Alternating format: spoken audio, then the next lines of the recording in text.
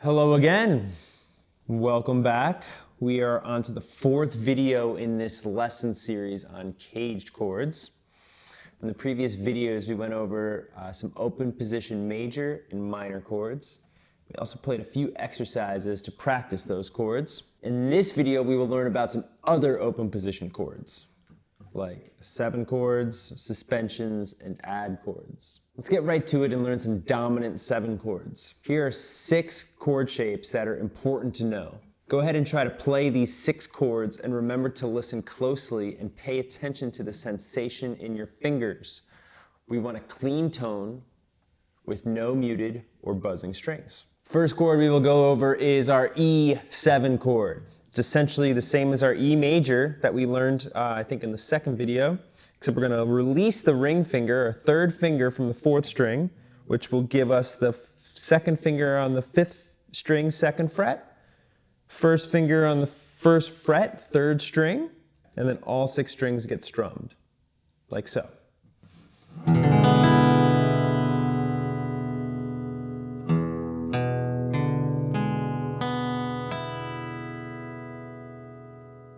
All right, so the next chord we're going to learn is an A7 chord. A7 is very similar to A major, just like how E7 was similar to E major. This time we release the note that's on the 3rd string. Okay, so our G string will stay open. And then I like this fingering better, okay? I like to put my 2nd finger on the 2nd fret of the 4th string and my 3rd finger on the 2nd fret of the 2nd string. Then I'm going to play from the 5th string down, and I'm going to get this sound. 1 string at a time. Next one is D7. Okay, D7 is essentially just a D major, but backwards, or like if it was looking at itself in the mirror. That's kind of how I think about it. So we're going to go 2nd finger, 2nd fret, 3rd string, 1st finger, 1st fret, 2nd string, 3rd finger, 2nd fret, 1st string. We strum 4 strings, 4th string down on this bad boy, like so, okay?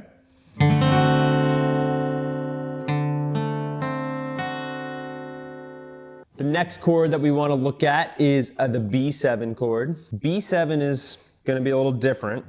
What we're going to do is we're going to put the 2nd finger on the 2nd fret of the 5th string, 1st finger on the 1st fret of the 4th string, I can speak, 3rd finger on the 2nd fret of the 3rd string, pinky, our 4th finger on the 2nd fret of the 1st string, okay? So our 2nd string stays open, and then I strum from the 5th string down on this bad boy.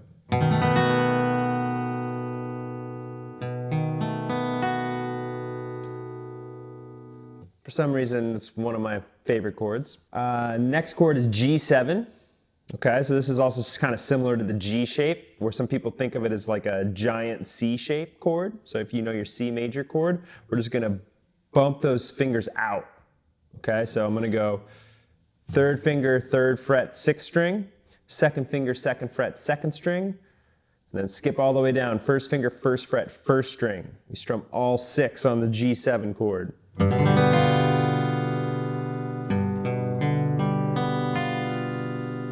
G7. Okay, and the last dominant 7 chord we're going to learn is the C7 chord. It's like a C, but we add our pinky to the 3rd fret, 3rd string.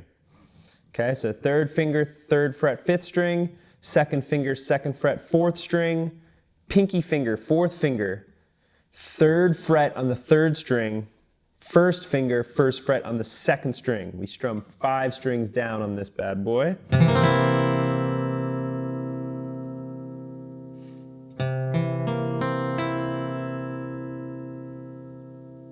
All right, so as with everything I teach, I think it's very important to understand the basic theory behind what we're learning.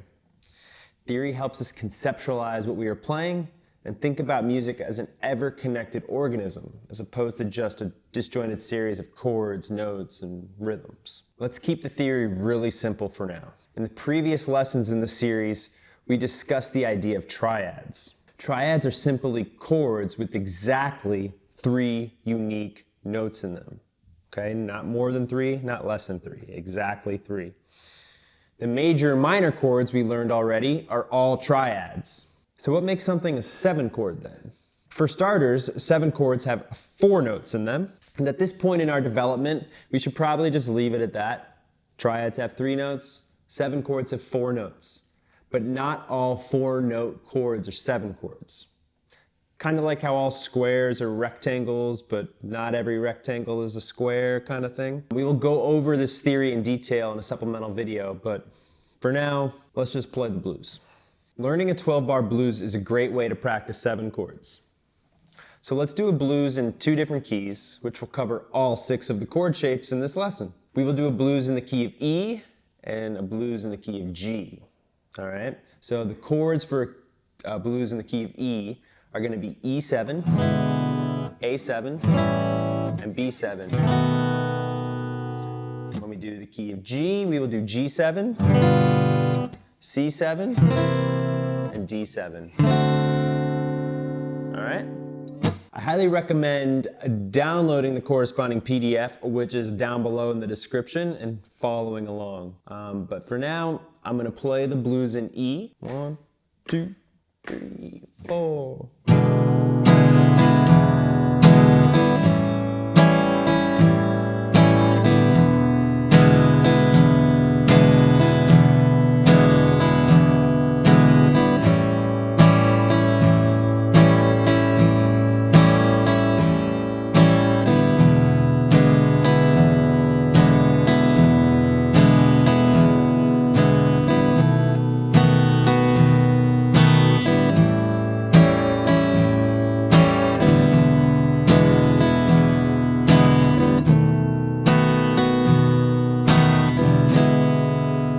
Okay, doesn't sound too hard, right? Did you notice the way I was strumming? You may have noticed I was going down, down, up, down, down, up, all right? But what about the feel of that strum? I happen to be playing that rhythm with a swing feel, which is a major characteristic of the blues.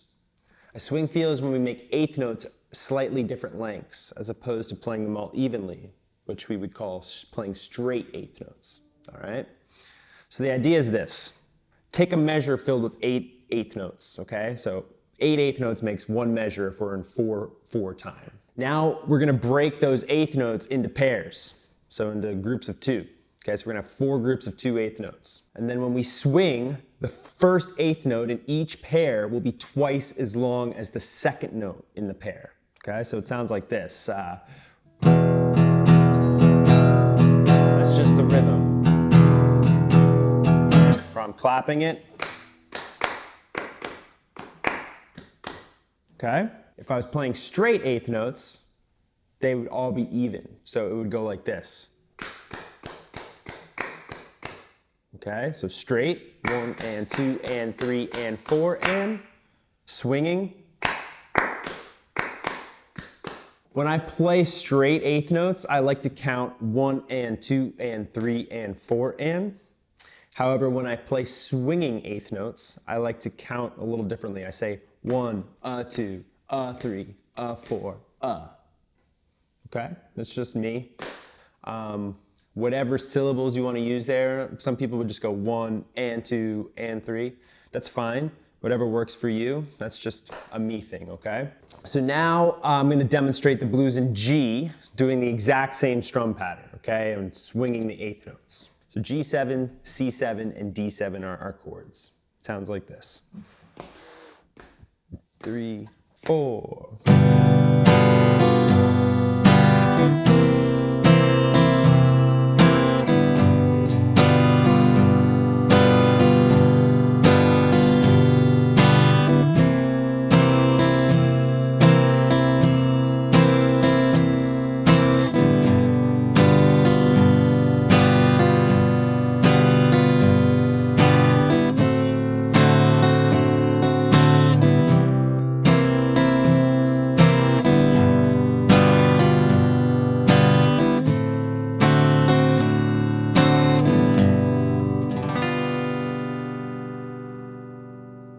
All right, so now that we've laid out the foundation for the blues, let's do the same thing, but learn a different strumming technique. This is a great strumming technique for the blues, folk music, country, all that stuff. It's called the root chord strum, or some may refer to it as the bass chord strum. Okay, the idea here is that instead of trying to hit all the strings with each strum, like that, we're going to isolate the bass note from the rest of the notes in the chord. All right, so the bass note refers to the lowest note in the chord, which very often also happens to be the root of the chord. Okay, the root is the note the chord is named after. I went over this idea of the root in a little more detail in a previous lesson, in earlier videos from the series, so you may want to check those out if you're unsure about chord roots, but the idea is that whatever letter the chord is named after, that is the root note. So for instance, the chords A, A7, A major 7 sharp 11, or A minor 9, all have a root of A. So we've reviewed the idea of the root of a chord, and we talked about the root chord strum, but we got to learn how we actually execute the root chord strum. So what we are going to do for the following exercise is aim to hit the full chord only on beats 2 and 4, while striking the bass note for the rest of the measure. We will start by trying this with even eighths and then try swinging it. Let's just start really simple on one chord. Let's do an E7, nice and easy chord. Okay, so I'm going to demonstrate with straight eighth notes. So 1 and 2 and 3 and 4, 1 and 2 and 3 and 4, and 1 and 2 and 3 and 4. Well, might as well try it on another chord. Let's try it on A7. 1 and 2 and 3 and 4 and 1 and 2 and 3 and 4 and... Now notice I'm not hitting the E string, the 6th string on that chord. That is because the root or the bass note on my A chord is on the A string. Okay? Now if I want to swing, I'll use the A chord again. If I want to swing the root chord strum, it sounds like this.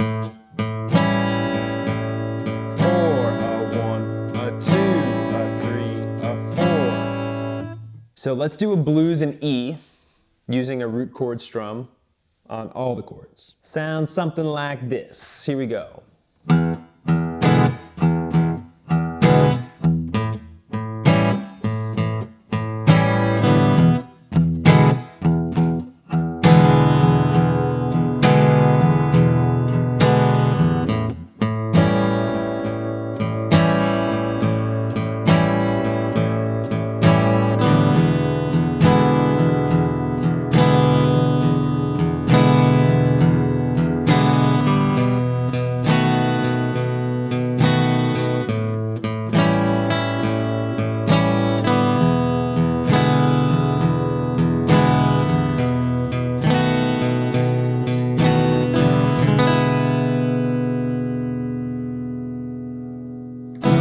All right, I'm just gonna give you the blues in G now with the root chord strum, all right? Here it is. 3, 4, 1, a 2, a 3, a 4, 1.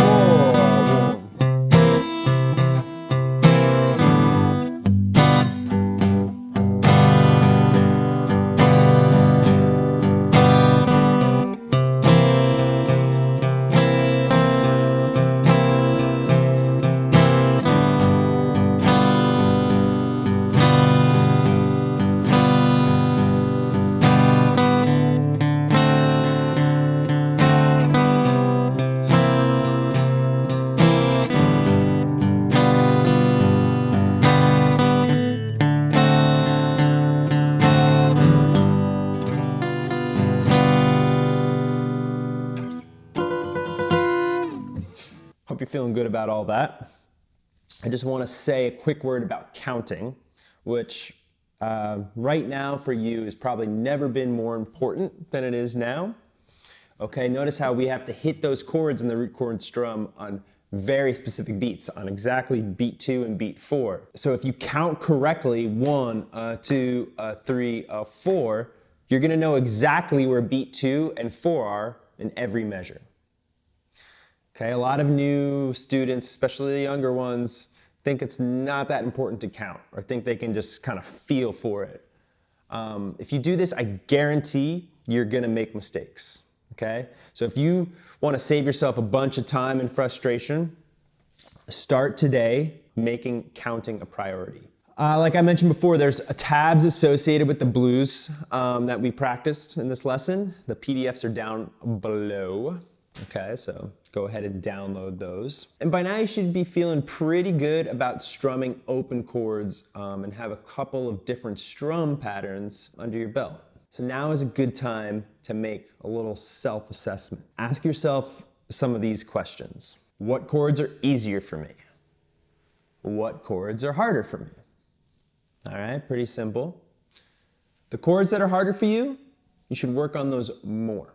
All right, obviously. Anything that's harder, we want to practice that more than the things that come easy to us. All right, that's just true of anything in life. All right, so how's your strumming? All right, so ask yourself, can I keep an even rhythm with my strumming? How am I doing with some of the ghost strumming and trickier strum patterns that I may encounter, right? Remember, ghost strumming is when we just strum, but we intentionally miss the strings. This is another thing we discussed in previous lessons, so check that out. Ask yourself, am I counting? Or do I have trouble counting as I'm playing? If so, maybe take some time to just count out the rhythms that you want to be playing. And then maybe try counting rhythms with just playing one chord, okay? And then take it slower. And then ask yourself how you're doing with switching chords. If you're having trouble switching chords, you're gonna take whatever chords you're having an issue with and go slow. And also remember, you wanna release chords. If you have an up strum in between two chords, you wanna release them on the up strum. So if I'm going G to C, and I have an up strum in between,